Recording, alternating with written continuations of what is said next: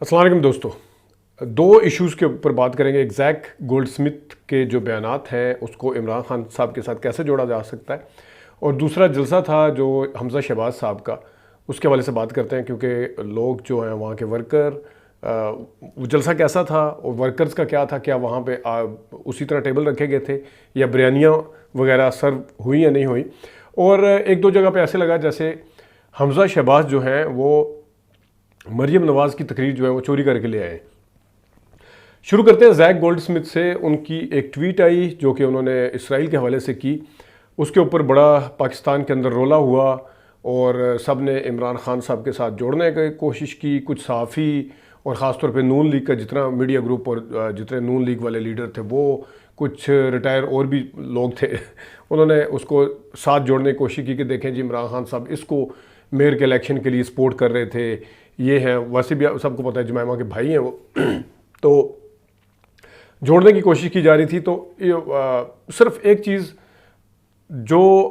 آج یعنی کہ اتوار کے دن شہباز شریف صاحب نے ایک تھوڑی سی کمپیریٹیولی سخت ٹویٹ کی جو کہ فلسطین کے حق میں تھی اور اسرائیل کے خلاف تھی، لیکن یہ معاملہ ہوا تھا 7 تاریخ کو۔ 7 اکتوبر کے بعد ایک آدھ بار انہوں نے 8 یا 9 اکتوبر کو جو ہے وہ ٹویٹ کی تھی، لیکن وہ بڑی ہومیوپیتھک ٹائپ تھی، اس میں پوزیشن نہیں لی گئی تھی، بس وہی ایک جنرل سی، یہ نہیں ہونا چاہیے، ادھر بھی نہیں ہونا چاہیے، یہ بھی نہیں ہونا چاہیے، یہ بھی نہیں ہونا چاہیے، اس طرح کی ٹویٹ تھی۔ اور اسی طرح جو مریم نواز شریف صاحب ہیں، انہوں نے ایک آدھ تصویر کوئی 12 دن کے بعد، یعنی کہ 10 دن تو ہو گئے، 8-9 دن چلے لگا لیں، تو 9 دن کے بعد انہیں ہوش آیا کہ وہ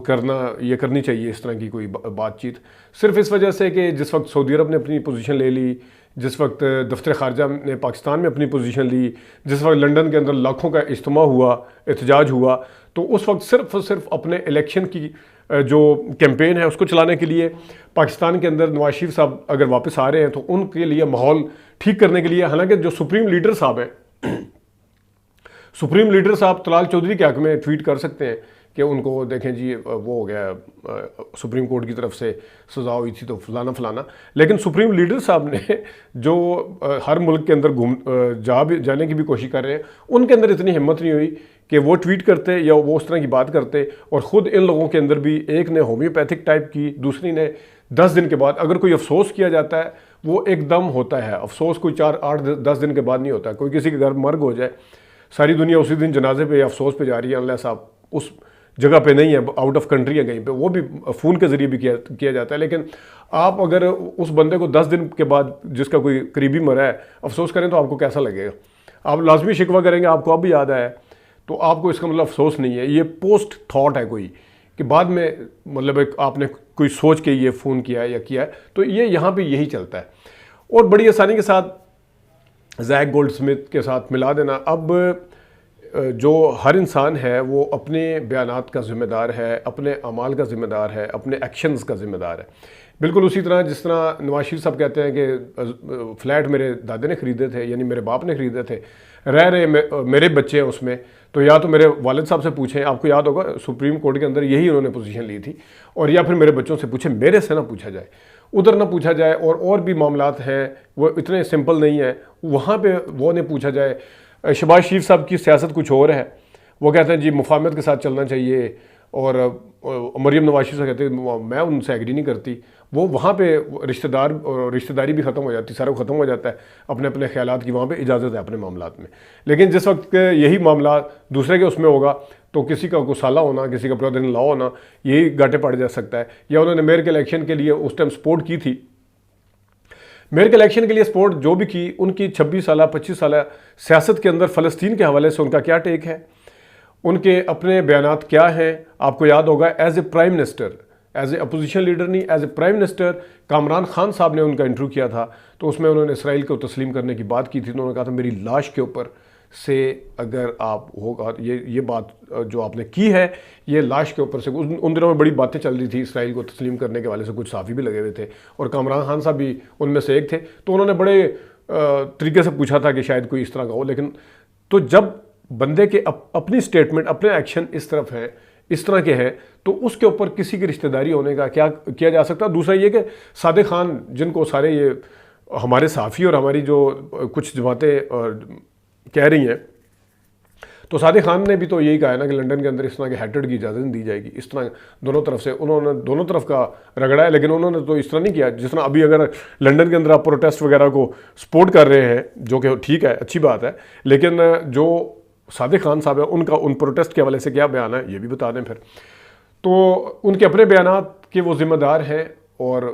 یا تو انہیں مان لیں کہ کبھی آپ کہتے ہیں کہ وہ طالبان خان صاحب ہیں, وہ انہوں نے خواجہ آصف صاحب نے BBC کو انٹرویو دیا تھا, اور بھی سارے لوگ کبھی ان کو طالبان خان بنا دیتے ہیں, کبھی کچھ بنا دیتے ہیں. اب وہ اس طرف صرف پرسنل, وہ جیل کے اندر سے اتنا خوف ہے کہ وہ ایک پورا ٹرینڈ چلانے کی کوشش کی گئی ہے زیک گولڈ سمتھ کے حوالے سے.